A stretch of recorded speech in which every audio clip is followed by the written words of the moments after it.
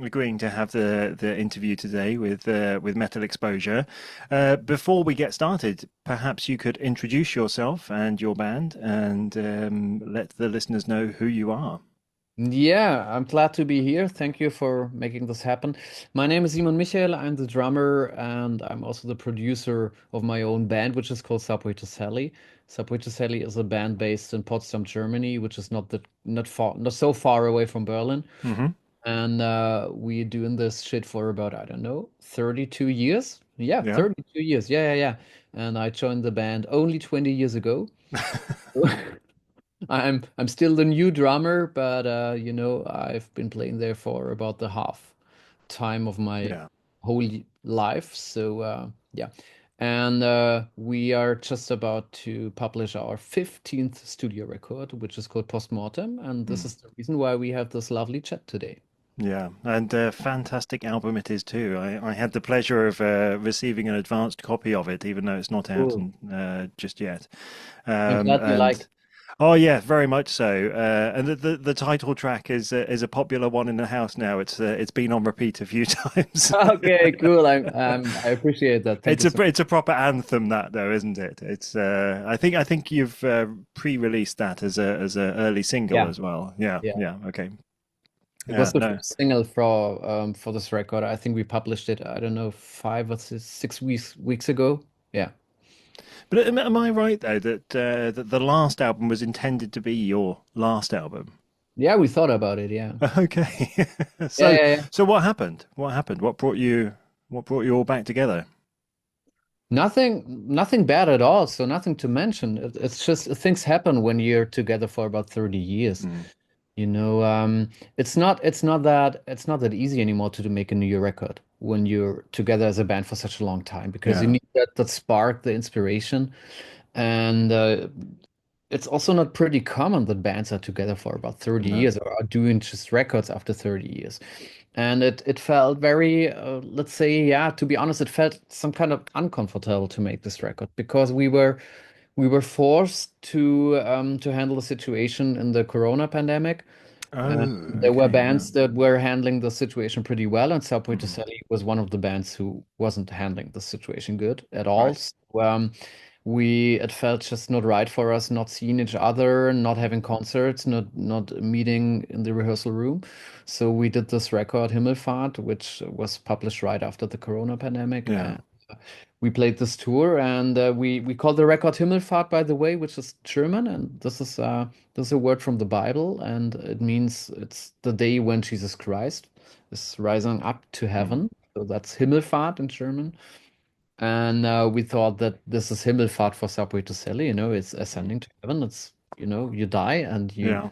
get some kind of, yeah, you rise up to heaven and now you're looking on everything and have this shiny thing around your head, and we we thought that this could probably be our last record. And Yeah. there are other developments to think about, not only because you're an old band and you're doing this for about decades.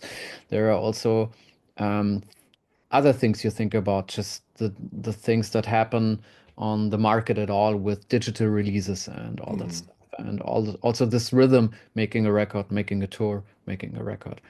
And yeah, so we thought Himmelfahrt could be our last record. And then something pretty magic happened because everyone liked the record. It was like, usually you do the best records at the start of your career. And then you try to keep up doing records and you always get compared with the old stuff and Mm. all your fans and the press, they're all just telling you, no, it's not like the old stuff. Yeah. It's not good at all. It's okay-ish, but it's not. And it happened to be a good record and everyone was appreciating that. The press they were hilarious about it and the fans too. So we went on this tour and we started to play the first things from Himmelfahrt and the fans were singing along and were just, they were celebrating the new stuff just in the same manner, just like the Subway to Sally classics. Hmm. And that gave us so much power. Yeah. And it was lighting a spark within the band. And we were like, did we something right after? what is happening right now? And then Yeah. we thought about, yeah, keep the flame burning and keep going our way and doing our stuff and keep on focusing on the strengths of the band, not making that much experiments and keep on writing music. And then post mortem, it Mm. wasn't planned, it just happened. Okay. And it happened within such a short period of time because usually Subway to Sally is a very lame band, and we're pretty slow in doing things, and we need a lot of time to write new music. But Hmm. in this case, between Himmelfahrt and the release of Post Mortem, it's just the writing process was just about 8 months or a year, and now it just happens that also Post Mortem seems to be a good record. Yeah. Not like uh, usually you need good art needs a lot of time, but in this case, it seems to be that Sometimes it just sort of flows, doesn't it? Though it just yeah, when exactly. it's right, it's right, and Yeah, you know, this is clearly. Oh, it sounds cheesy, but a bit of a rebirth in a way. You know, yeah, it's that's what it is. That's what it yeah, is. And now that's also the answer why is the record called Postmortem, because we thought of course, yeah, making after death, records yeah. isn't a thing for Subway to Sally anymore. Uh, Mm, but yeah, let's see what the future will bring. But Postmortem feels right. It feels good. The songs feel good. We will see what the tour will bring next spring. So yeah, probably Postmortem is not Postmortem. I don't know. mm. So, what's the theme? The overall theme? It's not just about the rebirth of the band. It's about a lot of changes, I think, in society as well as within yourselves. Oh, yeah, yeah, yeah, yeah. You know, Subway to Sally, we're not a political band at all, and we're not like rising up the finger in every song and teaching people things. But um, when you take a closer look on the lyrics, there's always a second, let's say, a second stage. The first stage is just the words and the story. You can have a listen, and you can be happy with that, and you can be happy about the medieval stuff and the Mm, spooky stuff we are telling. But there's a second meaning behind it in pretty every of the Subway to Sally songs. So you can transfer it into today. So if you take, for example, if you take the song Nero, actually it's about I was answering questions like, are you going back, not even to medieval, but to ancient stuff now? And I was like, yeah, if you want so, of yeah. course. Yeah, yeah, yeah, yeah. We were thinking about ancient stuff, the Greek, the Romans, yeah, all that stuff. No, but it's a symbol for a dictatorship at all. So Hmm. Okay. Nero Yeah. it's about burning things down and making you incredible. So this thing is happening every day. It's not only happening in in a huge thing like creating wars like Vladimir Putin or someone Mm, else. You know, it's also happening in marriages or families yeah. close to Yeah. you. So there's always a deeper meaning behind the lyrics in Subway to Sally, and yeah, there are things that we are thinking about. You know, every artist is writing about things uh, that are happening around him. And if you're Mm, living in dark times, and if you ask me, we're living in a pretty dark time. I had a question a few days ago about the Middle Ages. hmm. Why do you sing that much about the Middle Ages? Why do you use all these instruments? Because it was a very dark time. Yeah.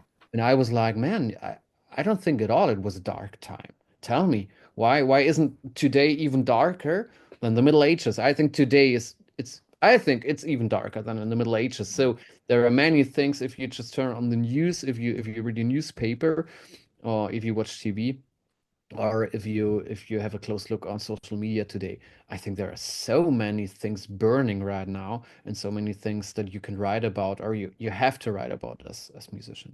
Yeah. yeah. Man, what a long answer to a short No, question. it's Wow. fantastic. This is why you're here. This is perfect. We want to hear from you, not from me. So that's exactly right. But the so when you're writing the songs or when you're performing the songs, and I think this has been a bit of a theme throughout as well, is that you may be singing about some historical mythology or old Yeah, stories, but you're interweaving those with modern society and modern troubles as exactly. well. Yeah. Exactly. It's usually it's kind of metaphoric. Yeah. Okay. Usually. That's Yeah. very clever. Very clever. So if we if we come back into this album, and there's of course there's a lot of positives in the fact that the band is reborn and that you're moving forward, but you must continue with your story writing, your storytelling, and your songwriting that supports those narratives as well. How did you kind of balance that both mix of positivity and excitement about the future with dealing with the present through themes of the past? That's a tough one. That's a Was it? tough one. As I was reading it out, I was like, "Oh yeah, I should have broken that one down a little bit." Actually, being Subway to Sally is the most important thing is Mm, don't stop being Subway to Sally. And being Subway yeah. to Sally means we do it for ourselves. And we try to express what we are thinking about. We try to express what which kind of music we like to make.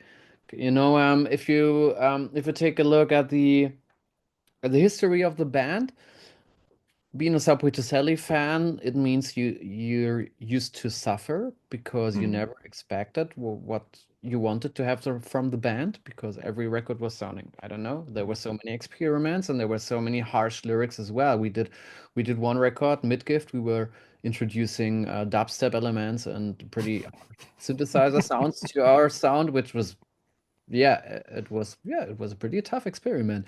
And on top of that, we were just writing about crime scenes or about crime in yeah. general, about the worst crimes in German history we ever found. And we were working with a psychologist at this time and just asking her, how can this happen to make everything, I don't know, to take a deep dive into this theme. Mm, Not just, I don't know, not just zapping around on TV, you always have this TV shows with crime. We were really digging this shit, man. And yeah. we were we were forcing our fans to dig this shit as well. So yeah, we don't think about that much Mm, about, is this going to be successful? Is this going to hurt anyone? We just do what we do and what we like to do and what we like to say, and that even more makes us appreciate if people like it. mm. And do you intentionally try and drive people into a thought-provoking emotion with the music? Are you trying to get people to think about the themes that you're singing about and that you're playing about and that you're writing about, or do you um, Not have that always. as a No, no, no, no. byproduct, really? No, no, no, not always, Yeah. not always. So if there are people who are just celebrating the music, and for me, for example, I listen to a lot of songs where I don't care about the lyrics at all. So I Yeah. have so many songs, when I'm listening to English stuff and I'm listening to 95% of my playlist on Spotify is English stuff. Hmm. You ask me about the meaning of the songs, I was like, I don't know. I'm just singing along the lyrics, but I don't understand what they're doing. And Yeah. sometimes I sing along in my car, and my wife, she's like, "What are you singing there?"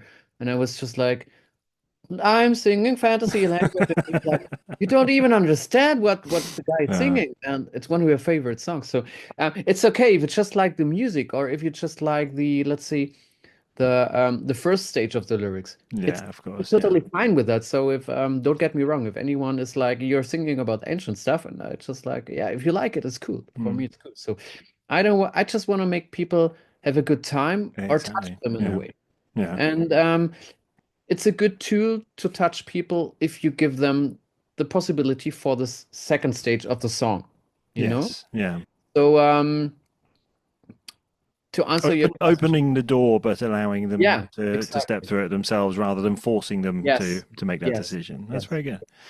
So you mentioned earlier about the evolution of your sound. Was it Walkings that you collaborated with on this one? Yeah. Yeah. Yeah. So what sort of inspired that sort of kind of power metal approach? Oh yeah. Oh yeah, yeah. I heard so many so many descriptions of the music we are doing right now on Post Mortem. It was like, so you did your first epic metal record, and I was like, I call it. If you like it, if it's epic metal to you, it's total. I'm totally fine with that because Yeah. Subway to Sunday actually, we were never b- a band which was categorized Hmm. in a Yeah. perfect way because one day we started to say we are not a Subway to Sally is not a drawer, drawer is Hmm. it a Yeah. drawer? We're a shelf, you know. Yeah. You wanna call the music just as you want to. So, in this particular case, Walkings were on tour with a pretty close band. We are friends with Feuerschwanz. And I Okay. saw them playing there and I thought, man, this is pretty entertaining. It's a pretty good band and a pretty good singer. And I liked the masks they were wearing and the whole story behind it, like we are Walkings, and yeah, so I asked them if they want to join our Eisheilige Nacht tour, which is Hmm. our very own small festival tour, which happens every December here in Germany. Okay. And they were, yeah, yeah, we're going to join the tour and we're going to play the shows with you. And then one of my closest friends started to be in their producer at the same time. And that was just when we had the idea, man, if you're the producer of them and I'm the producer of Subway, and if we go on tour together, let's try to make a song together. Yeah. And then Brilliant. we started to think about how to connect these styles, as you told before, the Mm. power metal and the ancient Yeah. work Yeah. and the medieval or folky Subway to Sally. And we found this theme, Stahl auf Stahl, which means steel on steel. Yeah. And it's about being, actually, it's not about making wars or killing people. It's actually about doing this thing as a hobby because there are Hmm. so many people who are doing live action role play, who are doing Oh, sword that's right. fighting, Yes. Yeah. Yeah. who are yeah, doing all this fantasy stuff at all. That's pretty cruel. People Mm. don't like war, but they are building swords by themselves, with foam and stuff, and then they're hitting each other just for fun. And I love it. I love it. Really, I like it a lot. I don't know if you see the video clip, if you've seen the video clip for Stahl auf Stahl. So Yes. we also asked some real knights to fight within a I don't know the German word is Boxring. What is it in English? The thing where wrestlers or boxers are hitting each Yeah. other. It's a boxing ring. Yeah. The boxing ring, exactly. So Yeah. we hired a boxing ring and we put them into the boxing ring and we said, yeah, come on, let's hit Stahl auf Stahl. And actually, it's a soundtrack for all of these things, and that's Yes. Yeah. Yeah. that's these that's the world where Subway to Sally and Walkings meet each other and can be combined finally, Yeah. finally, nicely. So So, would there be any other sort of styles that either that collaboration inspired or that you just experimented with during the making of this album? let me see. I have the album right here because I got it today. So I have a track list right here. I'm prepared so amazingly well. So we have a Phoenix Postmortem. You have a physical CD already. I'm They quite arrived jealous. today. Yeah, yeah. Oh, It looks look at like that. this. Yeah. I was said that the layout is pretty good. So the layout is always being done by one of my closest friends. I know this guy for about, I don't know, for about 30 years now, and he's doing the layout stuff. And yeah, it's pretty, I think it's pretty cool. So That's I still excellent. like it. It's still something different to have the physical Yeah, product definitely. compared to streaming. Um, yeah, I grew up with this stuff, Yeah. so for me, it's like, ah, I got it right now. No, So, exactly, exactly. As you see, I'm abusing my CDs, oh but yeah, yeah, yeah, yeah, yeah, yeah, yeah, yeah. My but niece is I do still have ones I listen to as well. I just thought this was a good way me of the same. reminding people that there is physical music you can listen to as well.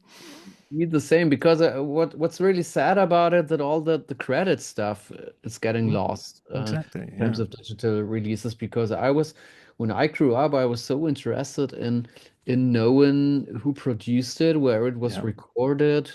Um, yeah, I was really really reading the stuff Hmm. inside of these small things. So but going back to your question, it's What was the question Well, actually? I was asking if you'd Yeah. experimented with any other styles or ideas or musical approaches. Yeah, yeah, yeah. I can tell you that we did something very cool, and we did this also on Himmelfahrt, and we were proceeding this way on a Post Mortem, and Hmm. that was a decision to sound more like Subway to Sally, because we have if you ask me, we have a very unique sounding singer. We have one of the best violin players on this planet. We have one of the most innovative guitar players, and Subway to Sally itself sounds pretty close to Subway to Sally. Hmm. And it sounds so much like Subway to Sally that you don't need any other influences like strange computer or synths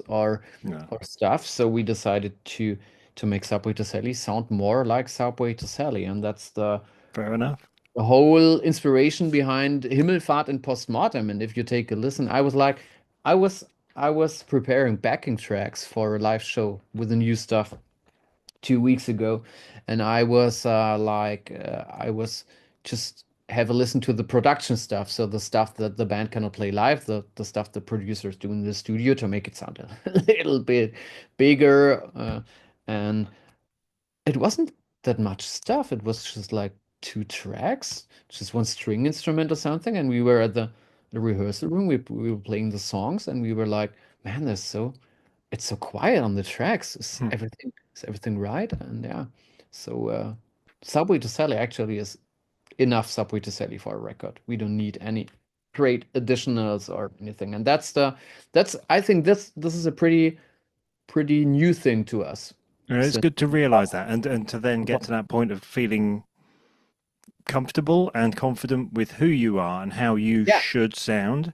And then yeah, it allows you to play with those other elements, invite other people in and bring that in, but yeah. maintain who you are throughout. And that's really, really good. And yeah, if it takes, 3 years or 35 years, who cares? Some bands need 30 years to make their best records. It Yeah, sounds well, crazy, who's but who's to say? Who's to say? One of your other records wasn't your best record, but it just happens that they're all quite good. So, what's the problem?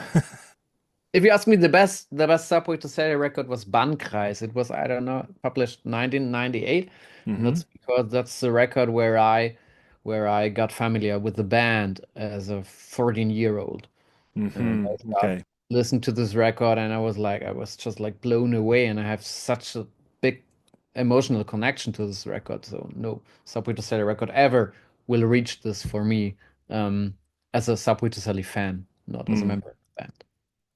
But of course, then, not too long after that, you became a member of that band that you had fallen in love with. Oh, How so did that crazy, transition man, happen? so crazy. Today I was just I was getting some hard disks Mm. from my bandmates last weekend, and I had to screw them off from their everything from the Hmm. enclosure and to get on the data, because there were just connectors like, I don't know, lightning or something from the Middle Ages. I don't know. So and I was watching these the data on these hard drives, and there were like the first band shots we did together back in Okay. Wow. 2005, and I was like a 20-year-old. I was like a child on these pictures, and for me it was such a crazy time. Like, Mm. man, joining one of your favorite bands is one Exactly. thing, but playing the second show, main stage Rock im Park in Germany, is another thing. It was like, that I didn't collapse at all at a certain point. It was crazy, crazy. Yeah. What an experience. What an experience. And Yeah, I'm so so grateful for anything. did you set out to be the producer of the band as well from the Yeah, early together with stages? Yeah. Ingo. Yes, Yeah. yes. Okay. Yeah. Yeah. Fantastic. So I know we're getting a bit short on time now, but I did want to ask a little bit about what's next. Because you've nodded a little bit to the past on this, and you're embracing where you are currently. But do you feel this is the beginning of a new chapter? I don't know. We're at the beginning of the conversation. Being in a band that exists for Mm. about 32 years, you don't make any plans that reach out for that reach for about the next 5 or 10 years. We're just planning year by year, and now the plan is to have this tour in spring 2025. We're going to be at the 70,000 tons of metal cruise Oh, this you year. are. Oh, Yeah, very good. Very which is, good. I are you might see there you too? there. Yeah, I might see Oh, you there. cool. Let's have a beer. Cool. Yeah, and so then we will have this tour. Then we will have a shitload of festivals, and then Eisheilige Nacht again in December. So it's going to be a very busy year. And right after that, I don't know. Just ask me in 12 months if we Yeah. already have the new stuff written. I don't know what is going to happen, or if Post Mortem is going to be the last record of Subway to Sally. I don't know. We will see. What would you like? What I like, What would you like? to be honest, it's a pretty exhausting time right now Mm, because we are about playing this tour, the Eisheilige Nacht, and we are about publishing this record, and we are about doing the tour in spring and all the special things next year, like 70K, or we also have an anniversary show celebrating 25 years of Nord Nordost, and there are so many things to do. mm. Until now, I didn't spend one single thought about it, so No, no. But I what are don't you know. most looking forward to about this tour then that you're going on? Excuse me? What are you most looking forward to about the tour that you're going on? To getting hopefully that kind of energy back from the fans we received on the Himmelfahrt tour. Very If good. this thing Yeah. is going to repeat, I'll be the happiest man on earth. Yeah. Superb, superb. Well, thank you very much. I really appreciate the discussion. It's been fascinating. I feel I could have spoken to you for a lot longer, but we are restricted on our time, and it We has. proceeded on the ship. Yeah, yeah, we can definitely do that. I look forward to seeing you performing live, whether it's there or at one of the other gigs I'll be at in Germany and across Europe this year as well. So I'm sure our paths will cross, and I look forward to it. It's been a Yeah, pleasure cool. talking to you. If you're ever joining a Subway to Sally show, just drop me a mail, let me know that you're there, and then we'll have a chat. Okay, I will do that. Thank Thank you you very so much, much. Been a Andy. pleasure to meet Have a you. nice evening. Bye bye. Bye bye.